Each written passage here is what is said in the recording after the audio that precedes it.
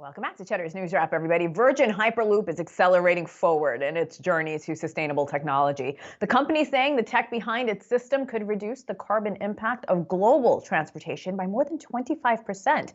Joining us now, Josh Giegel, CEO and co-founder of Virgin Hyperloop. Josh, welcome to the show. It's such a privilege. We're so excited to talk to you. Let's dive right in here. Well, first, let me ask, because me and the crew were talking about your background during commercial break. What is behind you? Just for some clarity. So I'm actually in the office. I'm in the office now. So this is a levitation rig where we'd actually do quite a bit of testing of our levitation system. So we close the door, pull most of the air out, just like a Hyperloop, and we're able to basically simulate and actually test the levitation systems that we've been developing. And so lots of testing over the years in here. How much time do you spend in there, Josh? I'm curious. I haven't gone in here yet, but we did do our first passenger test in November of last year, which was absolutely incredible. Very cool. So how can the Hyperloop create a more eco-friendly future in transportation?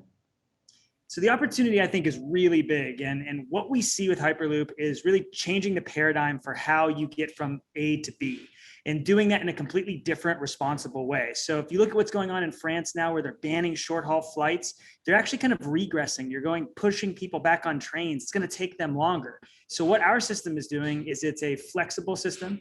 It's on demand, meaning you show up. There's not this idea of missing a train or missing a pod.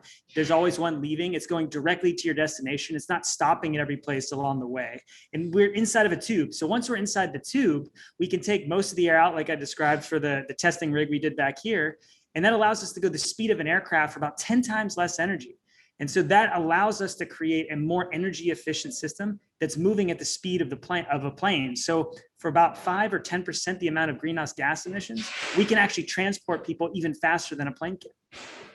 Josh, this is incredible. From somebody who spends 4 hours every day commuting, I'm blown away by this technology. We've seen a lot of other companies pledge to go carbon zero, develop more electric options, et cetera. Do you think that does go far enough? I think it's a start. You know, as growing up, I was told the only thing you needed to do to save the earth was throw everything in the blue bin. I think all of us kids back in the 90s had that same idea, and we need to do more than that. Transportation is the largest emitter in the US. It's about 29%.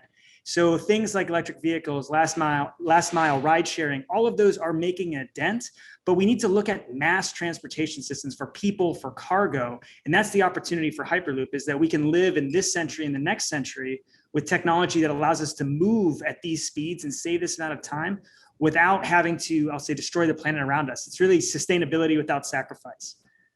Earlier this year, you released a video previewing the passenger experience. I watched that video. It's so cool. What sort of response or interest have you gotten so far?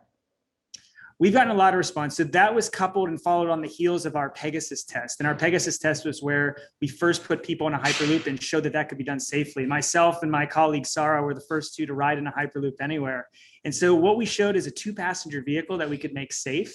And ultimately, we're translating that to a 28-passenger vehicle. And the key aspects are you walked into the portal, and that's what we call a station. You're able to go directly to your pod. You don't have to wait for that pod for hours or even minutes to get in there. You get in, it goes directly to your destination. It doesn't stop at every place along the way. And then that idea of smooth, seamless, high efficiency, fully electric, no direct emissions, that's what we're offering people at the speed of this century, this millennium. I'm blown away here. We know the European Union has even cited Hyperloop technology as a way to reduce emissions. Do you see systems like this becoming more mainstream globally? 100%.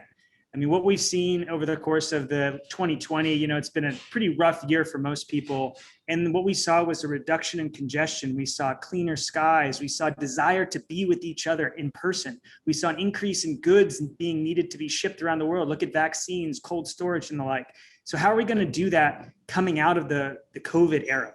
And so the focus on sustainability, I think, is really, really refreshing. And that this opportunity, like here in the US or wherever it might be, to build back better, to use the technology of the future to, I'll say, enable the future that we want, which is fast, it's electric, it's clean. I'm just seeing a much more rapid view on getting people into sustainable modes of transport a heck of a lot faster. You mentioned cold storage, and I'm glad you did. How has the pandemic impacted Hyperloop's mission and, of course, its development?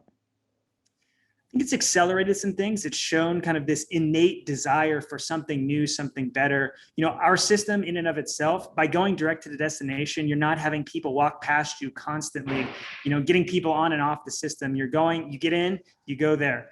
For our system as a whole, the energy efficiency, the reduction, the smaller vehicles, 25 to 30 passengers per vehicle, all enable a much, I'll say, less waiting, less congregating in large masses, which we've known is something that has been difficult to do in the COVID situation. So as we go forward, people are going to want to see personalized transport. They're going to want to be able to show up when they want to show up, not miss, and then go directly at a very high rate of speed to where they ultimately want to go. So I think it's showing people that this event that we had in 2020, which was the pandemic, is now what can we do to change not just what we're doing this year, but in the 2020s, the 2030s, the 2040s, and beyond. And we see in the U.S., Secretary of Transportation Buttigieg has been focusing on building infrastructure for the 2030s. But I think we can do more than that. We can look at infrastructure that allows us to go into the 2050s and even to 2100s.